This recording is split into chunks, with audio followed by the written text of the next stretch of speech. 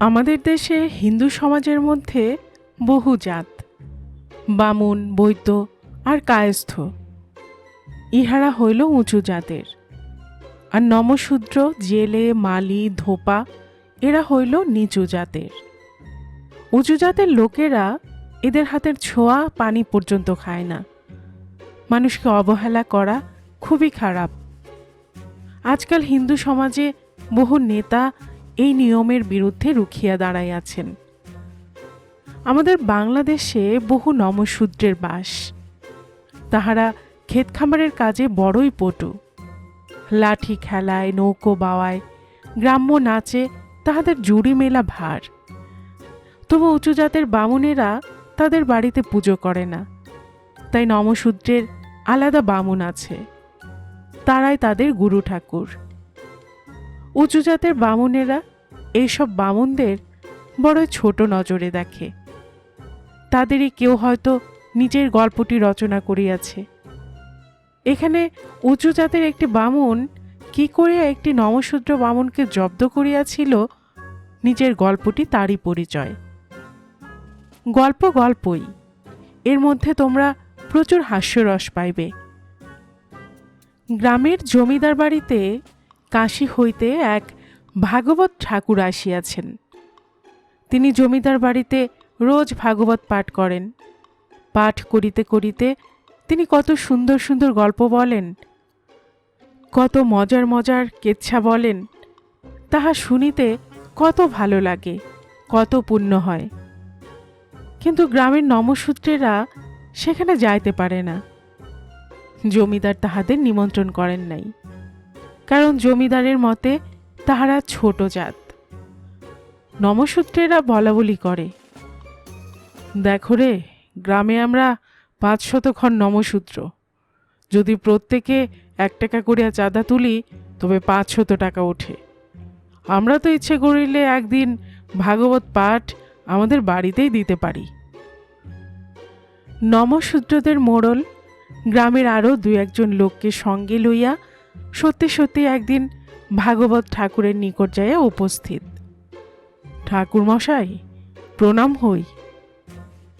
ভাগবত ঠাকুর জিজ্ঞাসা করিলেন, কি গো, ব্যাপার কি? আগে আমরা একদিন আপনাকে আমাদের বাড়িতে লইয়া গিয়া ভাগবত শুনিতে চাই। মোড়ল বলিল। ঠাকুর মশাই জিজ্ঞাসা করিলেন, তোরা গরিব মানুষ, আমার ভাগবত পাঠে অনেক টাকা লাগে, তোরা কি অত টাকা দিতে পারবি? মোড়ল হাত জোর করিয়া উত্তর দিল, আগে আমরা গ্রামে 500 ঘর নমশূদ্র, প্রত্যেকে 1 টাকা করিয়া দিলেও 500 টাকা ওঠে। 10 জনে একসাথে যখন মিলিয়াছি, তখন আমরা গরিব কিসের? আপনার ভাগবত পাঠে কত টাকা লাগবে? ঠাকুর মহাশয় জমিদার বাড়িতে ভাগবত পাঠ করিয়া প্রতি রাত্রে বড়জোর 5 টাকা পান, কিন্তু যদি বেশি টাকা পাওয়া যায় ছাড়ে কে? তিনি বললেন, তোদের বাড়িতে ভাগবত পাঠ করিলে আমাকে 500 টাকা দিতে হইবে।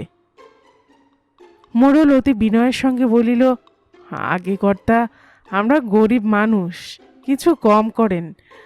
8 আনার পয়সা দিব না, 499 টাকা 8 আনা, এর বেশি দিতে পারবো না। ঠাকুর মহাশয় মনে করিলেন, 8 আনাই বা কম নেই কেন? তিনি বলিলেন, না রে, তাহা হইবে না।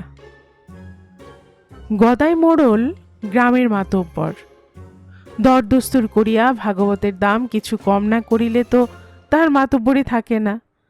সে বলিল, আচ্ছা, না হয় আরও 4 আনা আপনাকে ধরিয়া দিলাম, একুনে দাঁড়াইল 499 টাকা 12 আনা। কর্তা, এতে রাজি হন? ভাগবত ঠাকুর মোড়লের দর কষাকষি দেখিয়া এবার রাগিয়া গিয়াছেন। বলিলেন, দেখ, তোরা কি ইলিশ মাছের দোকান পাইয়াছিস?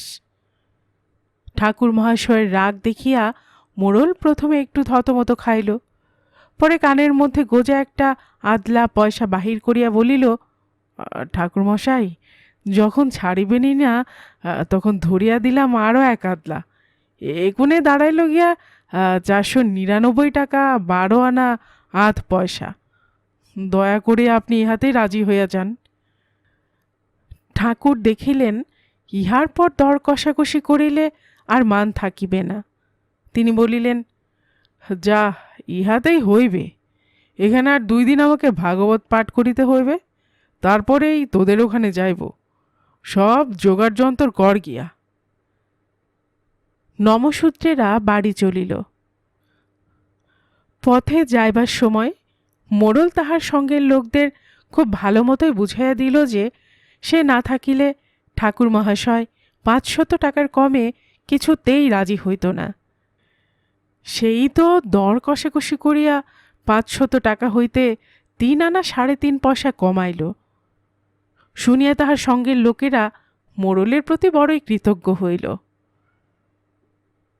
বাড়ি যাইয়া নমশূদ্রেরা পরামর্শ করে কোথায় ভাগবতের আসর বসানো যায়। নমুদের কাহারও বাড়িতে এমন ঘর নাই যেখানে 500 লোক একসঙ্গে বসিতে পারে। তখন স্থির হইল একজনের ধানের ক্ষেত নষ্ট করিয়া সেখানে ভাগবত সভা দেওয়া হইবে। কিন্তু কার ধান ক্ষেত নষ্ট করা যায়? দুঃখীরামের ক্ষেত কাটার কথা উঠিলে সে নয়নপালের ধানের ক্ষেত দেখায়া দেয়। নয়নপাল জগৎরামের পাট ক্ষেত দেখায়া দেয়। জগৎরাম মহিমবালার হলদি ক্ষেত দেখায়া দেয়। কার ক্ষেত কাটা যায়? শেষে মোড়ল যুক্তি দিল, সকলের ক্ষেতই কাটা হোক। ভাগবত শোনার এমনই নেশা, সমস্ত নমু মিলিয়া মাঠকে মাঠ ভর্তি, যার যত ধান পাট হলদির ক্ষেত সমস্ত কাটিয়া সাফ করিয়া ফেলিল। জমিদার বাড়িতে ভাগবত পাঠ শোনার সময় ভদ্রলোকেরা তাকিয়া বালিশ হেলান দিয়া বসে। নমুরা গরিব মানুষ, এসব তাহারা কোথায় পাইবে? তাহারা ঘাস আর বিচালির আঁটি বাঁধিয়া বড় বড় বালিশ তৈরি করিল, খড়ের গদি তৈরি করিল। ঠিক বড় লোকেরা যেভাবে ভাগবত শোনে তাহারাও তেমনি গদি বালিশে হেলান দিয়া আরাম করিয়া ভাগবত শুনিবে।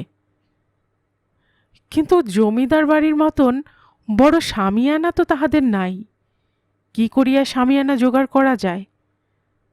মোড়লের পাকা বুদ্ধি। স্থির হইল যার বাড়িতে যত কাঁথা আছে, লেপ আছে, চাদর আছে, সব একত্র সেলাই করিয়া শামিয়ানা তৈরি করা হইবে। প্রত্যেক বাড়ি হইতে রং বেরঙের কাঁথা আসিতে লাগিল।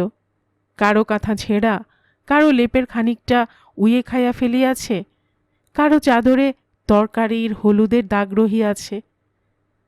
কাঁথা, লেপ, চাদর, চটের ছালা সমস্ত জোড়া দিয়া সেলাই করিয়া এক বিচিত্র শামিয়ানা তৈরি হইল। সেই শামিয়ানা ধানের ক্ষেতের মাঝখানে পাতিয়া 4 কোণে 4টি খুঁটার সাথে তাহার 4 কোণা বাঁধা হইল। তাহার পর প্রকাণ্ড একটা বাঁশের মাথায় নারিকেলের আঁচা বাঁধিয়া সেই বাঁশে শামিয়ানার মধ্যখানটা আটকাইয়া সব নমু মিলিয়া হেইয়ো হেইয়ো করিয়া ঠেলিয়া উঠাইয়া দিল। সে অদ্ভুত শামিয়ানার তলে খড়ের গদি ও খড়ের বালিশ পাতিয়া দেওয়া হইল। মধ্যখানে একটি ভাঙা জল চৌকি পাতা হইল। তাহার 4 কোণে সিন্দুর দেওয়া হইল। চৌকির সামনে 2টি কলসি, কলসির ওপরে একখানা গামছা। ফল কথা, বড়লোকের বাড়িতে ভাগবত সভা যেভাবে সাজানো হয়, নমশূদ্রেরা তাহার চাইতে তাহাদের ভাগবত সভা কম করিয়া সাজাইল না। সব কিছু ঠিকঠাক। আজই বৈকাল হইতে ভাগবত পাঠ আরম্ভ হইবে। এমন সময় নমশূদ্রদের গুরু ঠাকুর আসিয়া উপস্থিত। তিনি তো সকল দেখি আশ্চর্য। কিরে, ব্যাপার কি? গুরু ঠাকুরের পায়ের ধুলি মাথায় লইয়া মোড়ল বলিল, কাশী হইতে জমিদার বাড়িতে এক ভাগবত ঠাকুর আসিয়াছেন। তিনি আজ আমাদের এখানে ভাগবত পাঠ করিবেন। গুরু মহাশয় নিজে বাঁচিয়া থাকিতে তাহার শিষ্য বাড়ি অন্য লোক ভাগবত পাঠ করিবেন? ঈর্ষায় গুরু মহাশয়ের সকল শরীর জ্বালা করিতে লাগিল। তা কাশীর ঠাকুর ভাগবত পাঠ করিবেন, কত টাকা লইবেন? তিনি জিজ্ঞাসা করিলেন। মোড়ল খুব গর্বের সঙ্গে বলিল, আগে তো 500 টাকার কমে ছাড়েন নাই, তবে অনেক বলিয়া কহিয়া 3 আনা 3.5 পয়সা কমাইয়াছি। আমার মাথা করিয়াছ? গুরু ঠাকুর রাগ করিয়া বলিলেন, ভাগবত পাঠ আমি জানি না যে অন্যখানে লোক আসিয়া তোদের বাড়িতে ভাগবত পাঠ করিবে? আর ভাগবত পাঠে কি এত টাকা লাগে রে মূর্খের দল? 5 টাকা দিলেই আমি ভাগবত পাঠ করিতে পারি।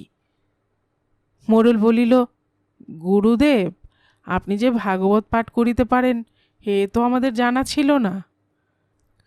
গুরু ঠাকুর উত্তর করিলেন, আরে মূর্খের দল, তোরা তো কিছুই জানিস না। আমি বেদ গানও জানি, রামায়ণ গানও জানি, তবে তোরা গরিব মানুষ, টাকা পয়সা দিতে পারিস না বলিয়া তোদের কাছে এসব বিদ্যা জাহির করি না। নমশূদ্রেরা সকলে ভাবিল, তাই তো, আমাদের গুরু ঠাকুর নিজেই যখন ভাগবত পাঠ করিতে জানেন তখন আর অন্য লোকের কাছে যায় কেন? তাছাড়া গুরু ঠাকুর মোটে 5টি টাকা চাহিতেছেন। সকল নমু স্থির করিল, তাহাই হোক, আমাদের গুরু ঠাকুরই ভাগবত পাঠ করুন। নমশূদ্রেরা যেমন লেখাপড়া জানে না, তাদের গুরু ঠাকুরও তেমনি লেখাপড়া জানে না, কিন্তু একটু চালাক চতুর বলিয়া নানা কলা কৌশলে তাহাদের মধ্যে নিজের সম্মান বাঁচাইয়া রাখেন। সন্ধেবেলায় তিনি শহরে যাইয়া অনেকগুলো পুরাতন পঞ্জিকা আর বিজ্ঞাপনের বই সংগ্রহ করিয়া এক কুলির মাথায় দিয়া সভা মণ্ডপে আসিয়া উপস্থিত। শিষ্যেরা গর্বের সহিত বলাবলি করিল, আমাদের গুরু ঠাকুর এত বড় বিদ্বান, তাহার বিদ্যা মাথায় করিয়া বহিবার জন্য কুলি লাগে? সকলে ধরাধরি করিয়া কুলির মাথা হইতে গুরু ঠাকুরের বিদ্যার বোঝা নামাইল। যত্ন করিয়া পা ধোয়াইয়া সকলে মিলিয়া তাকে পাখার বাতাস করিতে লাগিল। ইতিমধ্যে অন্যান্য শিষ্যেরা তো আসিয়া বসিয়া গিয়াছে। তাহারা বসিয়া এদিক ওদিক হয় আর সেই খড় বিচালের তাকিয়া বালিশ মচমচ করে। তারপর প্রকাণ্ড ভুঁড়ি সমেত গুরু ঠাকুর সেই ভাঙা জল চৌকির উপর যাইয়া বসিলেন। গুরু ঠাকুরের ভারে জল চৌকিখানি মর্মর করিয়া উঠিল। সেখানে বসিয়া গুরু ঠাকুর একে একে সেই বিজ্ঞাপন ও পুরাতন পঞ্জিকাগুলি পড়িবার ভান করিলেন, যেন বেদ ভাগবত কত কঠিন কঠিন বইয়েরই না তিনি পাতা উল্টাইতেছেন। আগেই বলিয়াছি, নমশূদ্রদের গুরু ঠাকুর মোটেই লেখাপড়া জানেন না। ছোটকালে কয়েকদিন মাত্র পাঠশালায় গিয়াছিলেন, সেখানে ক খ গ ঘ এই পর্যন্তই তিনি পড়িয়াছিলেন, আর সেইটুকুই তার মনে আছে। যা হোক, একখানা পুরাতন পঞ্জিকার পাতা খুলিয়া গুরু ঠাকুর নাকে নস্য লইয়া কাশিয়া সেই ক খ গ ঘ অক্ষরগুলিকে একটু সংস্কৃতের মতো উচ্চারণ করিয়া পাঠ আরম্ভ করিলেন। কিয় খিয় ঘিয়, শোনো শিষ্যগণ, কিয় খিয় ঘিয়। গুরু ঠাকুরের সামনে নমশূদ্রেরা সকলে ভাগবত শুনিতে বসিয়া গিয়াছে। তাহারা গরিব লোক, কতজনের কত রকম দুঃখ, সেই দুঃখ প্রকাশের এতটুকু সুযোগ পাইলেই তাহারা খানিকটা কাঁদিয়া লয়। মহিম মারা গিয়াছে আজ 10 বৎসর, কিন্তু ভাগবত শোনার সুযোগ লইয়া মহিমের মাতা তাহার মৃত মহিমের জন্য ডুকরাইয়া কাঁদিয়া উঠিল।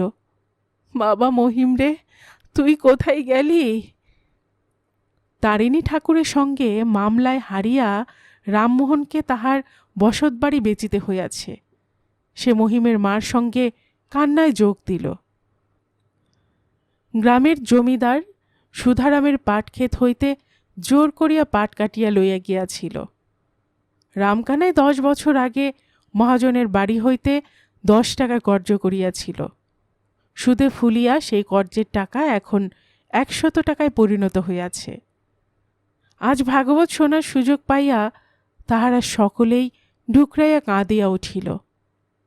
মোড়ল দেখিল সকলে কাঁদিতেছে, সে না কাঁদিলে লোকে মনে করিবে কি? তাহারও তো মনে দুঃখ কম না। সেবার সদর থানা হইতে বড় দারোগা আসিয়া তাহাকে খাতির করে নাই, অন্য গ্রামের মোড়লকে খাতির করিয়াছে। সেই কথা ভালো মতো মনে করিয়া মোড়লও কাঁদিয়া উঠিল। মোড়লের কান্না দেখিয়া গুরু ঠাকুর আরও উৎসাহের সঙ্গে পড়িতে লাগিল, কিয় কিয় ঘিও, এমন মধুর কথা কেহ কোনোদিন শোনে নাই। বল বল ভক্তগণ, কিয় খিয় ঘিও। ভাগবত শুনিতে শুনিতে রাত যে কোথা দিয়া কাটিয়া গেল কেহই টের পাইল না। এমনি করিয়া প্রতি রাত্রে ভাগবত পাঠ হইতে লাগিল। সেদিন সন্ধেবেলায় ওপাড়ার এক ভদ্রলোক পথ দিয়া যাইতে দেখিতে পাইলেন নমশূদ্রেরা এ বাড়ি হইতে ও বাড়ি হইতে কেরোসিনের লণ্ঠন জ্বালাইয়া দলে দলে সেই শামিয়ানার দিকে যাইতেছে। খবর লইয়া জানিলেন নমুদের বামুন ঠাকুর রোজ রাত্রে এমন ভাগবত পাঠ করেন যে তাহা শুনিয়া সমস্ত গ্রামের লোক কাঁদিয়া বুক ভাসায়। শুনিয়া ভদ্রলোকের মনে কৌতূহল হইল, যাই একবার শুনিয়া আসি কিরূপ ভাগবত পাঠ হইতেছে। ভদ্রলোক আসিয়া এক পাশে বসিলেন। খানিক শুনিয়া তিনি তো অবাক। গুরু ঠাকুর কেবল অনবরত কিয় খিয় ঘিয় এই শব্দ কয়টি উচ্চারণ করিতেছেন, আর নমশূদ্রেরা শেয়ালের মতো ডাক ছাড়িয়া কাঁদিতেছে। খানিক বসিয়া ভদ্রলোক উঠিলেন। যাইবার সময় অসতর্কে বলিয়া ফেলিলেন, ভাগবত না, ঘোড়ার ডিম পড়িতেছে। এই কথা কয়টি গুরু ঠাকুরের কানে গেল। গুরু ঠাকুর সহসা পাঠ বন্ধ করিলেন। শিষ্যেরা গুরু ঠাকুরের মুখের দিকে চাহিয়া রহিল। গুরু ঠাকুর বলিতে আরম্ভ করিলেন, দেখো শিষ্যগণ, এই যে মধুর ভাগবত, ইহার মর্ম অরসিক লোক কি বুঝিবে? তাই তো হরি বলিয়াছেন, কেবলমাত্র ভক্তের কাছে হরিনাম করিও। কিন্তু আমার একটি কথা। মোড়ল হাত জোর করিয়া বলিল, কি কথা গুরুদেব? গুরু ঠাকুর গম্ভীর হইয়া বলিলেন, কথার বিশেষ কিছু নয়। এই যে ভদ্রলোক উঠিয়া গেলেন, এসব পোশাক পরা লোকেরা ভাগবত পড়ার মর্মকথা বুঝিতে পারে না, সেজন্য আমার কোনো দুঃখ নাই। তবে কিনা তোমরা আমার 500 ঘর শিষ্য এখানে উপস্থিত থাকিতে আমার ভাগবত পাঠকে কিনা বলিয়া গেল ঘোড়ার ডিম। মোড়ল গর্জন করিয়া উঠিল, কি এত বড় কথা? কি করিতে হইবে গুরুদেব? গুরুদেব বলিলেন, কি করিতে হইবে তাকে আমাকে বলিয়া দিতে হইবে? তোমরা 500 ঘর শিষ্য ইহার বিহিত করিতে পারো না? এই কথা শুনিয়া 500 নমশূদ্র খেপিয়া গেল। ভদ্রলোক তখনও বেশি দূর যান নাই। ধরিয়া আনিয়া নমশূদ্রেরা তাহাকে পাড়িয়া ফেলিয়া যার যত খুশি কিল থাপ্পড় ঘুষি দিতে লাগিল। এত লোকের মার খাইয়া খোড়াইতে খোড়াইতে ভদ্রলোক বাড়ি ফিরিলেন। গায়ের ব্যথায় সারা রাত ঘোরতর জ্বর। পরদিন সকালে ভদ্রলোকের ছোট ভাই জিজ্ঞাসা করিল, দাদা, রাতভর তো তোমার খুব জ্বর দেখিলাম, আর গায়ের ব্যথায় এপাশ ওপাশ করিতেছিলে, এর উপর কারণ কি? মার খাইয়া কে তাহা স্বীকার করিতে চায়? ভদ্রলোক বলিলেন, এমনি আমার জ্বর হইয়াছে, আর জ্বর হলেই তো গায়ে ব্যথা হয়। কিন্তু ছোট ভাই নাছোড় বান্দা, সে তবু জিজ্ঞাসা করে, না দাদা, হঠাৎ তোমার গায়ে ব্যথাই বা হইল কেন? নিশ্চয়ই এর কোনো কারণ আছে। তখন ভদ্রলোক সমস্ত ব্যাপার ছোট ভাইকে খুলিয়া বলিলেন। ছোট ভাই বলিল, দাদা, তুমি কোনো চিন্তা করিও না, আমি ইহার প্রতিশোধ লইতেছি। ভদ্রলোক বলিলেন, ওরা সংখ্যায় 500, ওদের সঙ্গে লড়াই করিয়া তুমি পারিবে না, আমারই মতন মার খাইয়া ফিরিয়া আসিবে। ছোট ভাই বলিল, দাদা, তুমি কোনো চিন্তা করিও না, আমি কৌশলে ওদের জব্দ করিয়া আসিব। সারাদিন বসিয়া ছোট ভাই নানা রকম ফন্দি ফিকির আওড়াইতে লাগিল। সন্ধ্যা হয় হয়, এমন সময়ে সে গায়ে একখানা নামাবলী জড়াইয়া কপালে বুকে ফোঁটা তিলক কাটিয়া দিব্যে এক হিন্দু সাধু সাজিয়া খড়ম পায়ে চটর চটর করিয়া নমশূদ্রদের পাড়ার দিকে রওনা হইল। বহুক্ষণ হয় ভাগবত পাঠ আরম্ভ হইয়াছে। গুরু ঠাকুরের মুখে ভাগবত পাঠ শুনিয়া নমশূদ্রেরা মাঝে মাঝে সুর করিয়া কাঁদিয়া উঠিতেছে।